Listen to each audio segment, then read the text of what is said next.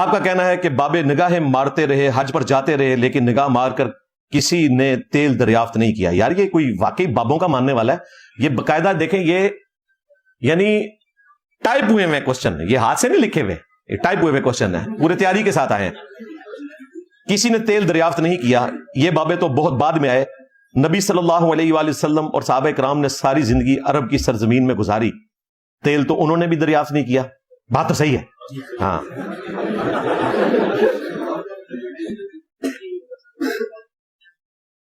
حتیٰ کہ نبی صلی اللہ علیہ وآلہ وسلم نے اونٹ کے اوپر سواری کی، اور آپ کہتے ہیں کہ بابے جہاز نہیں اڑا سکتے، انجینئرنگ کا کوئی فارمولہ دیکھ کر نہیں پڑھ سکتے. کیا نبی الاسلام اور صحابہ کرام جہاز اڑا سکتے ہیں، انجینئرنگ کا فارمولہ پڑھ سکتے ہیں؟ تو اس کے بارے میں آپ کا کیا خیال ہے؟ بات یہ کہ آپ اپنے بابوں کو بچانے کی خاطر نبی الاسلام اور صحابہ کرام کی مثال دیتے ہیں. تو چونکہ علم کی دنیا، ہم آپ کے اوپر 295 سی نہیں لگائیں گے. یہ آپ نے کوئی TLP کے امیر سے تو سوال نہیں پوچھا، ہم تو علمی سوال کا جواب علمی طریقے سے دیں گے. پہلی بات یہ ہے کہ مجھے بتائیں، صحابہ کرام کا کہاں پر یہ دعویٰ ہے کہ جب ہم نگاہ مار کے دیکھتے ہیں تو ساتوں زمینوں تک دیکھ لیتے ہیں، اور جب اوپر اٹھاتے ہیں تو عرش دیکھ لیتے ہیں؟ کسی صحابی کا کوئی دعویٰ ہے ایسا؟ اس کے الٹ ملتا ہے بخاری مسلم میں. جب اسامہ ابن زید نے ایک بندے کو کلمہ پڑھنے کے باوجود قتل کر دیا تھا، تو نبی الاسلام نے کہا کہ اسامہ کیا تو نے اس کا دل چیر لیا تھا؟ انہوں نے کہا وہ اوپر اوپر سے پڑھ رہا تھا. تو نبی الاسلام نے کہا تو نے دل چیر لیا تھا. یعنی صحابہ کرام تو دل چیر کے نہیں دیکھ سکتے تھے. تمہارے بابوں کا دعویٰ ہے کہ غوث پوری کائنات کو اس طرح دیکھتا ہے جس طرح ہاتھ کی ہتھیلی کے اوپر رائی کا دانہ. تو بابوں سے پوچھیں گے کہ بھائی تمہیں تیل کیوں نہیں نظر آیا؟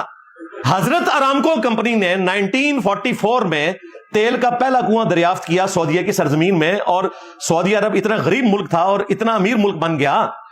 حضرت ارامکو سے پہلے تمہارے حضرت کدھر تھے جو حج عمرے کے لیے جایا کرتے تھے؟ کیونکہ تمہارے حضرتوں کے دعوے ہیں کہ وہ مرید کرتے تھے نا جب کسی کو، تو ساتوں زمینوں تک نظر آتا تھا، اور اوپر دیکھتا تھا تو وہ عرش تک دیکھ لیتے تھے. تو بابوں سے پوچھیں گے کہ بھائی تمہیں تیل کیوں نہیں نظر آیا؟ صحابہ کرام کا تو یہ دعویٰ نہیں بھائی. نہ صحابہ کرام اڑتے تھے. صحیح مسلم میں حدیث ہے، بنو سلمہ ایک جگہ اکٹھے تھے. نبی الاسلام نے کہا کہ کیوں اکٹھے ہو؟ چوراہے پر تھے. تو انہوں نے کہا یا رسول اللہ دور سے آتے ہیں، نماز رہ جاتی ہے، تو ہم نے ارادہ کیا کہ ہم مدینہ شریف میں شفٹ ہو جائیں. تو آپ علیہ السلام نے فرمایا تم جتنے قدم چل کے آتے ہو نا تمہارے لیے اتنا ہی ثواب لکھا جاتا ہے. تو انہوں نے شہر مدینہ میں شفٹ ہونے کا ارادہ ترک کر کے دوبارہ گاؤں میں چلے گئے، اگرچہ ان کے لیے مشکل تھی کہ اتنا چل کے آنا پڑتا تھا. کسی صحابی کو یہ وہم بھی نہیں آیا کہ بعد میں غوث کتب ابدال تو اڑ کے آیا کریں گے مکے مدینے، تو ہم بھی اڑ کے آ جائیں. لو سامو. اور ان کو کہانی کرائی ہوئی ہے احمد بن حنبل نے اور عبد القادر جیلانی نے، پتہ نہیں ان کے متھے مارتے ہیں، انہوں نے کروائی ہے کہ جی بڑے سے بڑا غوث کتب ابدال کسی صحابی کے گھوڑے کے قدموں کی خاک کے برابر نہیں ہے. تو بھائی اگر برابر نہیں ہے تو صحابہ کرام کو تو نہ اڑنا آتا تھا نہ دل کا حال پتا تھا. تو ظاہر ہے انہوں نے کہیں یہ دعویٰ نہیں کیا کہ ہم انجینئرنگ کا فارمولہ پڑھ لیں گے. رہا نبی علیہ السلام کا معاملہ، تو ان کو تو اللہ نے منوانا تھا. نبی علیہ السلام کو جو بھی چیلنج دیا جاتا تھا اللہ تعالیٰ جب اس کو ایگزیکیوٹ کرنا چاہتا تھا تو کروا دیتا تھا. مثلا آپ سے جب سوال پوچھے گئے نبی علیہ السلام کو جواب نہیں پتا تھا تو اللہ تعالیٰ نے قرآن کی صورتیں نازل فرمائی.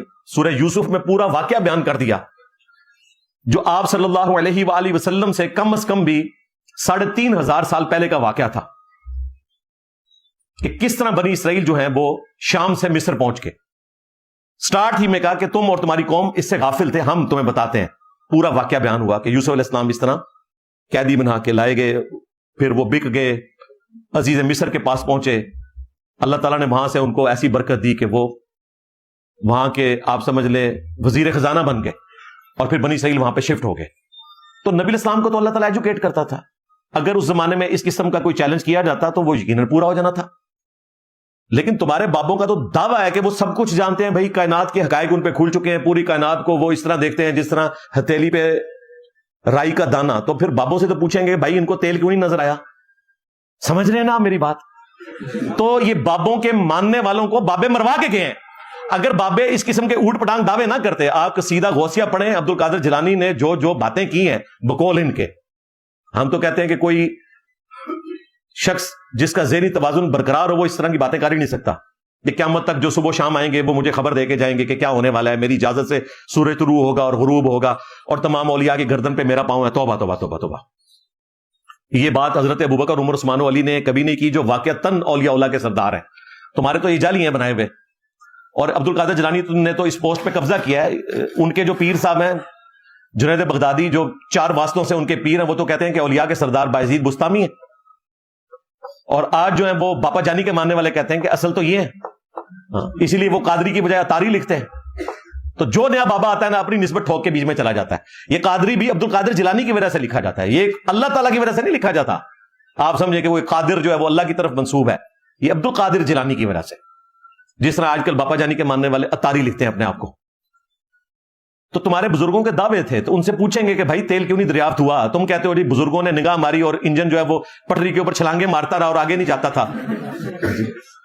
ہاں، پیر میرلی شاہ صاحب کے لیے کہتے ہیں کہ جی گولڈے میں وہ اسٹیشن نہیں بنتا تھا، تو انہوں نے نگاہ ماری تو انجن وہاں سے آگے نہیں چلتا تھا، پھر مجبوراً ان کو وہاں پہ اسٹیشن بنانا پڑا۔ یہ کہانی بنائی ہوئی ہے انہوں نے۔ حالانکہ پیر میرلی شاہ صاحب خود جب حج کے لیے گئے ہیں تو سٹیم انجن والی ٹرین میں بیٹھ کے کراچی تک گئے ہیں، اور آگے سے وہ جہاز میں بیٹھ کے گئے ہیں۔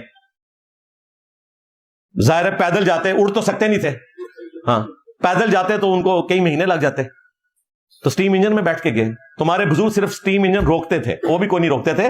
بزرگ سے تو دنیا خالی نہیں ہے نا، کٹو بزرگ انجن اگے کھلانے ہیں، جان چھوڑن تو بھی ساڈی بھی۔ جڑا بابا پائلٹ ہے اور اس نے دنیا میں سیکھا نہیں ہوا کسی سے، اس کو بٹھاتے ہیں کاک پٹ میں، اور پیچھے سارے مرید اور اس کے سارے بابے بٹھاتے ہیں، آخرت میں جا کے لینڈ کریں گے۔